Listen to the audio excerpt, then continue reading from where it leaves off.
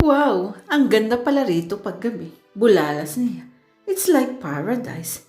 The Cavite shoreline was like a living force. It was beautiful and tempting, dark and mysterious, demanding attention of its own. The waves sparkled like gems kapag tinatamaan ng sinag ng buwan at napakalamig ng simoy ng hangin. I could live here forever, sambit niya. So, ibig sabihin, you're enjoying your stay here? Oo naman. Namimiss ko lang ang mga kapatid ko, but I'll be seeing them soon, she said dreamily. With a compassionate, reassuring smile, he simply said, Of course, you'll see them soon. Sumeryoso ito. Hindi ka ba nagsisisi sa desisyon mo na ako ang pinili mo? I couldn't have made a better choice. Ikaw, hindi ka ba nagsisisi sa desisyon mo na umuo ka sa akin? Wala akong nadamang pagsisisi. I think tama ang naging desisyon ko. She was overjoyed. Totoong nag-propose siya rito para sa kanyang mga kapatid. Pero ngayong nakilala na ito ng lubusan, she considered herself lucky to have him. In fact, kahit pa hindi ito naging milyonaryo, maswerte siya rito dahil mabait ito.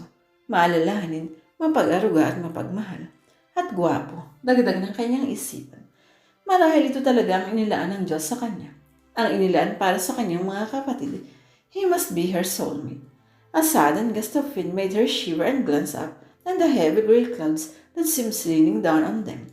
Feeling a little bit cold, napahalokit-kip siya, but she would have wanted to wrap her arms around him. Alfon, I can't even begin to tell you how much I appreciate what you've done to my brothers. Ibinilito ang mga kapatid niya ng isang condominium unit malapit sa eskwelang pinapasukan ng mga ito. Lahat ng expenses ng mga ito sa school ay sinagot nito. Siyempre, ito rin ang nagbibigay ng weekly allowance ng mga ito. She couldn't ask for more. I couldn't thank you enough. How could I ever repay you? You already have. Being nice to Erica, you become the mother she didn't think. Pero alam mo, hindi pa rin ako makapaniwala na nag-propose ako ng ganun. At ikaw naman, kagad na pumayag na pakasalan ng isang estranghero. Because I had a feeling that it wasn't a lifestyle for you, that you just caught up in a situation that was out of your control. She gently touched his cheek and the back of her hand. Pero hindi mo pa ako masyadong kilala. Don't you want to know what type of woman you're spending your time with? I already know what type of woman I'm with. He brought his hand to her chin, lifting her face to his. He stepped closer, close enough that his mind began to leave him. Tamara felt her body shiver at his touch, loving the strong scent of him. The hair on her arms stood on end as he closed the space between them. Then his lips connected with her, sending sensations through her body, gaya noong una siyang hinalikan nito sa opisina nito. Tamara hesitated when their lips parted. I should go back to work. Marami pa akong gagawin, saka mukhang uulan. Pero hinalikan siya uli nito. When the rain came, there was no warning, not as if either Tamara nor Alfon noticed. One drop, then another, then a monsoon. Their lips parted as they both looked up at the sky. Tamara screamed and laughed at the same time. She opened her arms wide, as if to embrace the rain. It felt great. Naalala niya tuloy nung bata pa siya na naliligo siya sa ulan. Hindi maialis ni Alfon ang mga mata niya rito. In the rain, a wet mess, she was the most beautiful thing he had ever seen in his life. Tamara felt breathless as his lips charmed hers. She was so full of emotion in them. Her senses leaped to lip as she wrapped her arms around him, kissing him back. Once her need surged through her veins as he grabbed through her waist, pulling her to him. Tamara, he spoke breathlessly into her ear. Let's go inside. I want to make love with you. No, I want to stay here. Gusto ko rito. Make love to me in the rain, Alfon. Again, her proposal excited him. Inihiga siya nito sa wooden bench. He didn't care where they were. There was nothing else in his world. As far as his eyes can see, tanging siya lang nakikita nito. Walang makakapansin sa atin dito, she said, pulling out his shirt. Nahirapan siyang itasiyan because it was stuck in his skin. The light is off, we're facing the ocean at malakas ang ulan. No need for convincing, sweetheart, sabi nito. He saw the fire in her eyes. It sent a shiver through him. He knew this would be so good. Hindi na siya nakapagpigil pa. Tamara, he reached down, grabbing her and pulling her up to him. His lip claimed her again, wanting to drink in her taste.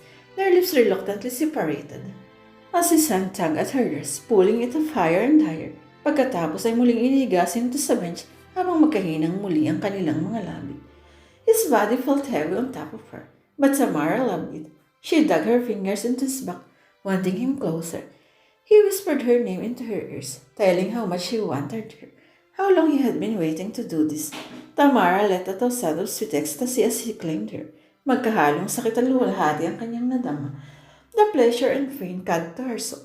Her eyes squeezed shut. Halos bumaw na ang mga kuko niya sa likod nito. He moved slowly, letting her body tether in the rhythm. It felt so good Alfon didn't know if he could stand it. Pakiramdam niya sa sabong niya. She was warm and inviting, and she felt so incredibly good. Tamara heard her own sound of love-making mixed with her moans and his sighs blended with the purpling of the waves and the humming of the sea. Parang isang napakagandang musika yun sa kanyang bintikit. Sensation shot through her body as her back arched to let him in deeper. Each thrust promised to satiate his lust, but only increased as the level of ecstasy was more than he could bear. Pero kailangan niyang maghintay. He had to make this for Tamara what it was for him. The speed was picking up and Tamara felt herself caught in the frenzy. A flood of heat washed through her, warning her, preparing her for what came half a second later. Pure and explosive as it is her, the sweet agony gripped through every corner of her soul. She let out a muffled scream, then her body vibrated before going still. Oh, Alfon! Her climax serves to break the last inch of thread Alfon had held onto. Hindi na ito nagpigil pa. With it he let go, and his entire body stuttered. Oh God, Tamara!